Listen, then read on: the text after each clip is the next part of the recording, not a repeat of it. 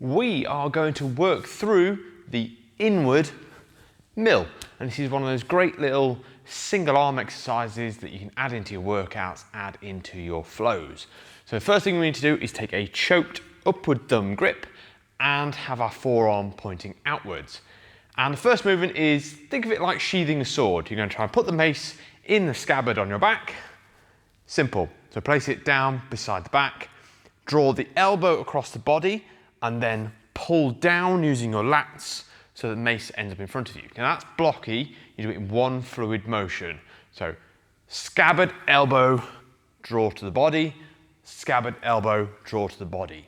Now one common misconception is this isn't a single arm 360. The pivot point happens more over the shoulder, so it goes up, scabbard, fist is still over the shoulder and then comes back. Whereas a single arm 360, the fist ends up behind the head.